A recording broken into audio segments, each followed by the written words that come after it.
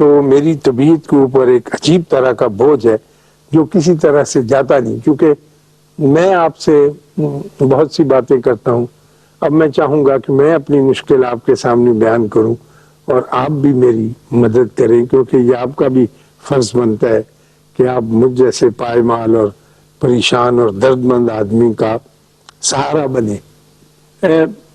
ہمارے بابے یہ کہتے ہیں کہ اگر آپ کسی محفل میں، کسی یونیورسٹی سیمینار میں، کسی اسمبلی میں، کسی اجتماع میں، کسی گروہ انسانی کے اندر بیٹھے کوئی موضوع شدت سے ڈسکس کر رہے ہوں اور اس کے اوپر اپنے اپنے جواز پیش کر رہے ہوں، تو اگر آپ کے ذہن میں کوئی ایسی دلیل آ جائے جو بہت طاقتور دلیل ہو اور جس سے اندیشہ ہو کہ اگر میں یہ دلیل دوں گا تو یہ بندہ شرمندہ ہو جائے گا کیونکہ اس کے پاس اس کی کاٹ نہیں ہوگی، شطرنج کی ایسی چال میرے پاس آ گئی ہے کہ یہ اس کا جواب نہیں دے سکے گا، تو بابے کہتے ہیں اپنی دلیل روک لو، بندہ بچا لو، بندے کو ذبح نہ ہونے دینا کیونکہ وہ زیادہ قیمتی.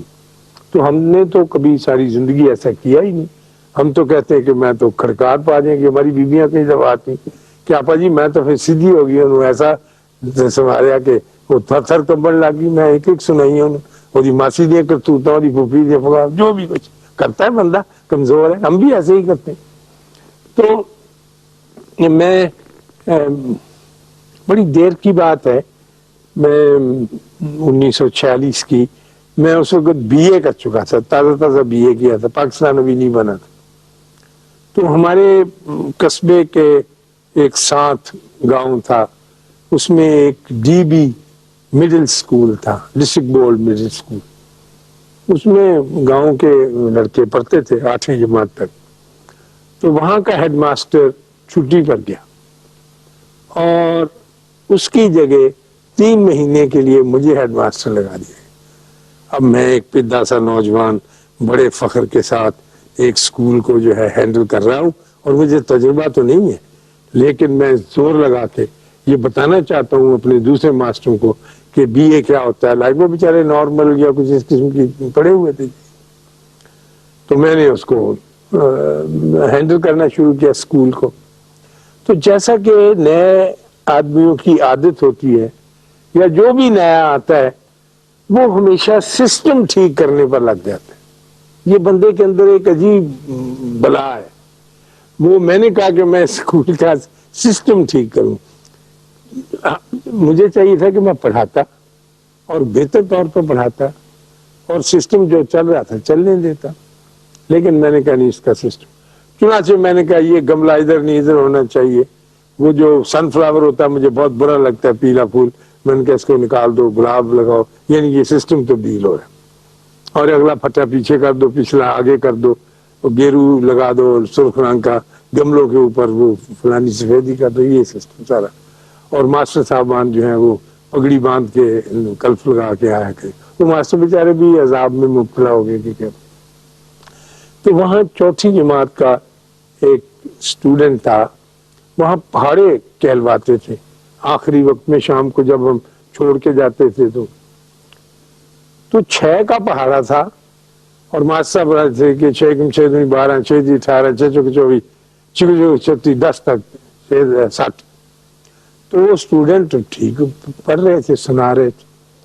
وہاں جا کر میں نے ایک شرط عائد کر دی کہ بچوں کے اندر بیشفلنس، شرمندگی اور خفت دور کرنے کے لیے ان کو سٹیج پہ آنا چاہیے اور بلیک بورڈ پہ کھڑے ہو کر یہ جو پہاڑا ہے اس کو لکھنا چاہیے.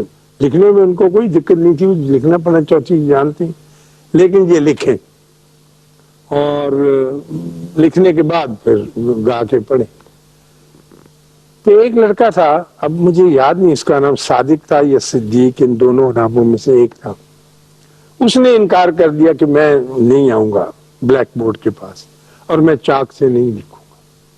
دیکھیے بالکل معمولی سی بات ہے.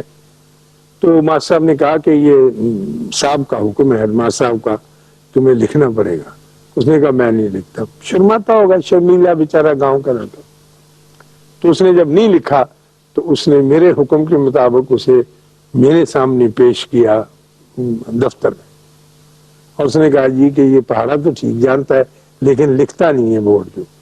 تو میں نے اسے پوچھا کہ تم کیوں نہیں لکھتے؟ اس نے کہا میں نہیں لکھتا. تو میں نے اس کا کان پکڑ لیا جیسے ہوتا ہے، اسے مروڑا، اور میں نے کہا تو یہ پتا ہے کہ میں تم کو بڑی سخت سزا دوں گا، میں نے یہ اصول قائم کیا ہے، جو سسٹم باندھا ہے اس کے مطابق تم لکھنا پڑے گا. اس نے کہا نہیں جی میں نہیں لکھوں گا جی، مجھ سے لکھا نہیں جاتا. شرمیلا تھا شاید لڑکا. تو میں نے کہا ایسے کریں ماسٹر صاحب، آپ اس کو سارے اسکول میں ساری کلاسوں میں 8ویں تک پھرائیں اور لوگوں کو بتائیں، اپنے اسٹوڈنٹس کو، کہ یہ اس طرح کا نافرمان بچہ ہے اور اس نے ہیڈ ماسٹر صاحب کی بات نہیں مانی ہے، اور اس کو ہم اپنی کمیونٹی میں سے، اپنے طلباء کی جماعت میں سے نہیں سمجھتے.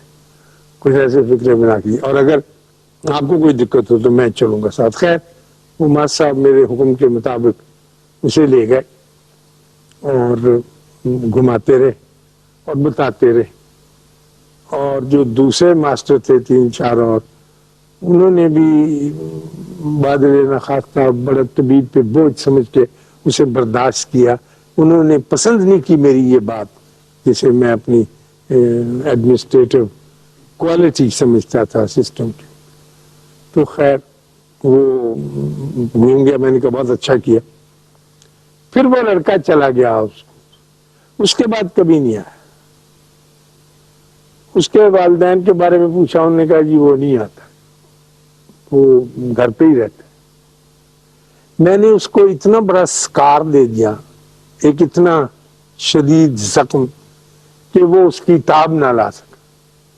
میں نے کسی بدنیتی سے تو نہیں دیا، لیکن اب جب میں بیٹھتا ہوں اپنے ساتھ تو میں سمجھتا ہوں کہ اتنی بڑی حماقت جو تھی اس نے اتنے اچھے پیارے صحت مند بچے کے ساتھ کیا کیا. تو وہ بیچارہ برداشت کر کے چلا گیا. اس کے والدین، میں نے کہا دفع کرو، کوئی بات نہیں، میں اس کی پرواہ نہیں کرتا، اس کو ایسی ہی سزا ملنی چاہیے تھی. لیکن اس وقت میرے ذہن میں نہیں آیا یہ سکار کا لفظ SCAR کہ میں نے زخم دیا ہے، نشان دیا ہے. میں کہتا تھا ٹھیک ہے ایسے ہی ہونا چاہیے، پڑھانے کے لیے تو یہ سب کچھ کرنا پڑتا ہے. پھر وہ زمانہ گزر گیا، پاکستان بن گیا، ہم ادھر آ گئے. وہ لوگ پتہ نہیں کہاں چلے گئے، کدھر ہوں گے میں اب تک نہیں جانتا. تو ایسے ہی مجھے پتا چلا کہ وہ گھرانہ جو تھا وہ سائیوال چلا گیا تھا. تو وہاں اس کے باپ بڑا تعلیم کا خرچ، اس کو پڑھانا شروع کیا، اس کو پھر داخل کیا، لیکن وہ پھر بھاگ جاتا تھا اسکول سے. وہ ڈرتا تھا اور کانپتا تھا، پسند نہیں کرتا تھا. تو میں نے جب بھی اس بات کی کوئی پرواہ نہیں کی.